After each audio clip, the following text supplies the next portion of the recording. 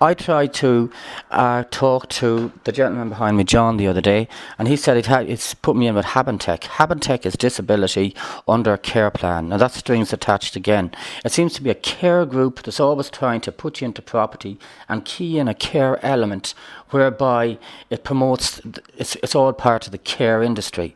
Now here's the thing, on leaving this place, I wanted to leave as quickly as I could when I get in.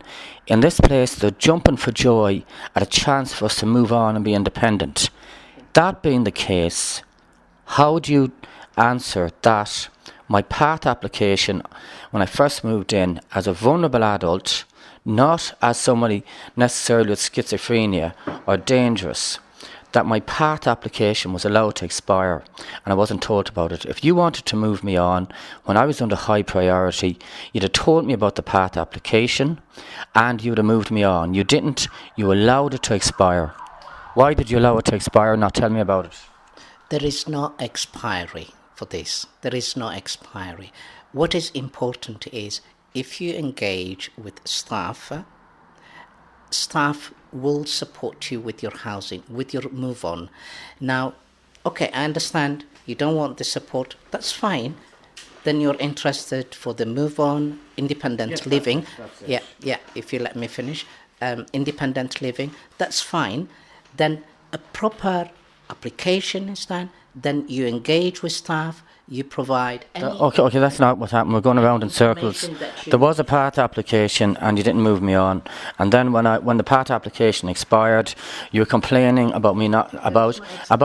You were complaining about me not moving on when I had a chance, and if you really wanted to move me on, you'd want along with that application. Here goes the third point.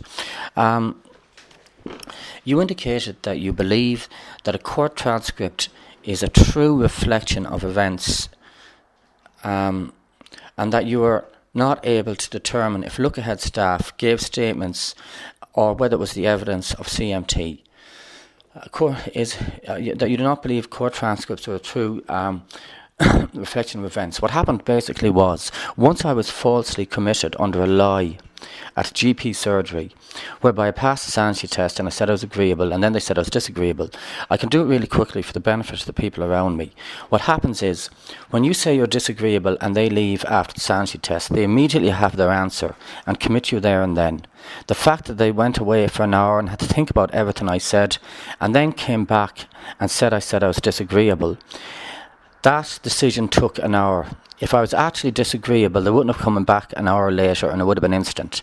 The reason it took them an hour is because I didn't say I was disagreeable. I was committed under a lie.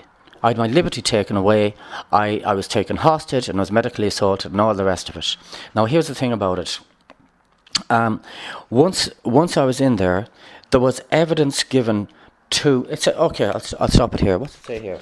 When I met you at Look Ahead, you gave me a copy of page of tribunal report. Oh yeah, this is easy. Oh my God, this is ridiculous. Staff. The report includes staff from Look Ahead, and the report at this tribunal includes staff from Look Ahead, and no oral or written submissions were made by Look Ahead. I can therefore confirm that Look Ahead staff did not make any oral or written submissions to any tribunal regarding you or in any way connected with you. In other words, no information came to the tribunal about me living here. When I was at the tribunal, it said I was misbehaving here. On the Dr. Jolly complaint, report into the complaint I put, he said I was misbehaving here. It was also said that I was going around taking people hostage. Now, I can't say anything about that, but on the court report, whatever the hell you want to call it, the tribunal report, it said I was misbehaving in the building, which was an account of what was said at the tribunal. For it to be said that I was misbehaving in the building on written evidence from the tribunal, and for it to be said there and then that day, meant that information about me misbehaving in the building was communicated from here. They didn't get it from ours. So you were telling them that I was misbehaving in the building and that it affected my losing my liberty. So for you to say no is a lie because it's written on a court report, what have you got to say to that? Ronan, I have put it in black and white in this letter to you that we have not submitted any oral or written information about you to the tribunal. We haven't. Okay, I won't take your word for it. What I'll do is I'll look at the tribunal report, and on the tribunal report it mentions I was misbehaving in the building, and on the Dr. Jolly, whatever you want to, have you heard that name like that, Dr. Jolly?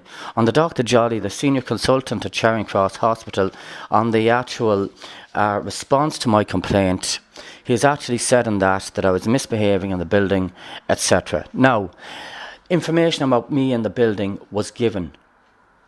They had to ask you for you to give them that information. The information was given. There's no question because it's written in the actual court report.